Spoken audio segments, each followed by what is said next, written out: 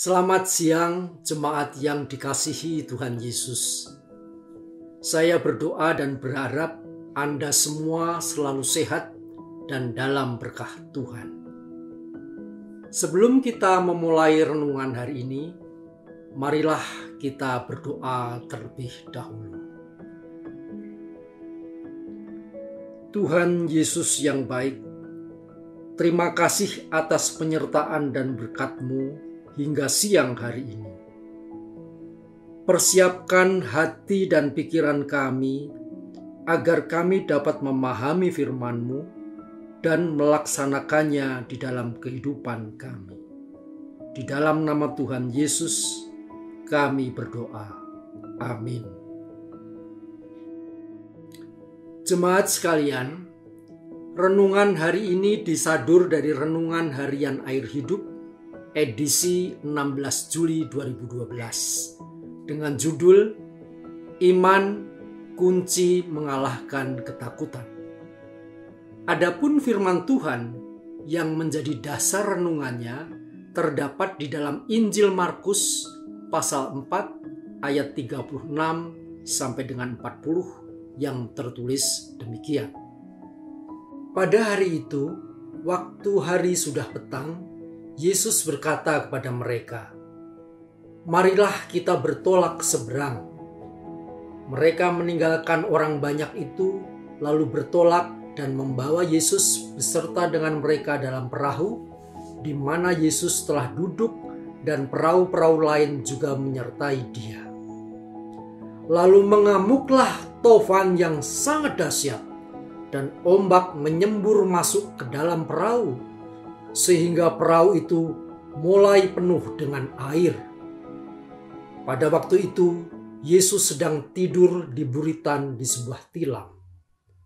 Maka murid-muridnya membangunkan Dia dan berkata kepadanya, "Guru, Engkau tidak peduli kalau kita binasa."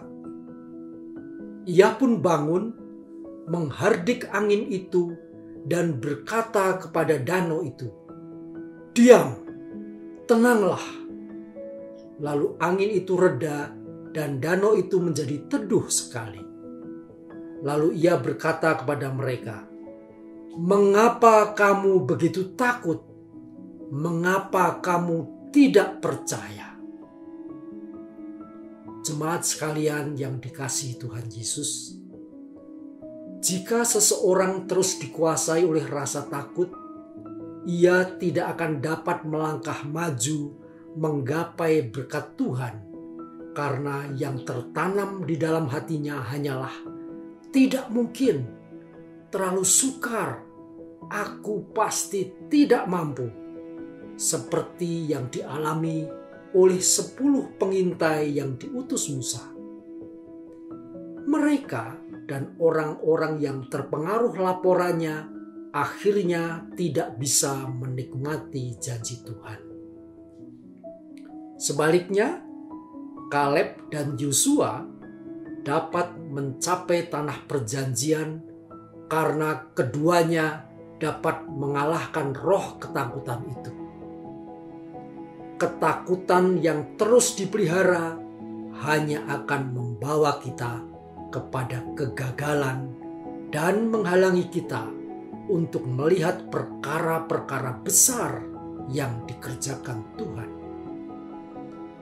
Tidak seharusnya anak-anak Tuhan menjalani hari-harinya dengan penuh ketakutan, sebab Tuhan Yesus sudah memberikan kepada kita seorang penolong, yaitu Roh Kudus, seperti tertulis di dalam 1 Yohanes pasal 4 ayat 4b. Roh yang ada di dalam kamu lebih besar daripada roh yang ada di dalam dunia. Ada dasar yang sangat kuat bagi kita untuk tidak takut menghadapi apapun, karena roh yang ada di dalam kita lebih besar daripada roh apapun yang ada di dunia ini. Itulah sumber kekuatan kita. Saudara sekalian yang dikasihi Tuhan Yesus, Begitu banyak peristiwa yang sedang terjadi di dunia ini. Krisis, bencana alam, huru-hara, ataupun yang diprediksi akan terjadi di waktu-waktu mendatang. Jangan takut dan gemetar. Tetap kuatkan iman dan percayakan hidup kita kepada Tuhan. Para murid menjadi sangat ketakutan ketika ada tofan yang sangat dahsyat dan ombak menyembur masuk ke dalam perahu. Markus pasal 4 ayat 37. Bukankah hidup kita ini ibarat perahu yang sedang berlayar di tengah lautan luas, yang kadangkala dihantam ombak dan gelombang besar? Ketakutan datang ketika kita mengandalkan kekuatan sendiri. Marilah kita berdoa. Bapa kami yang ada di dalam nama Tuhan Yesus Kristus, terima kasih atas firman-Mu dan renungan pada siang hari ini.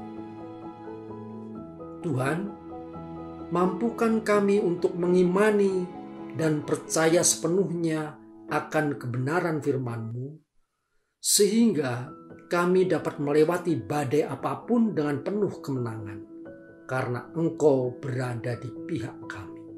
Amin.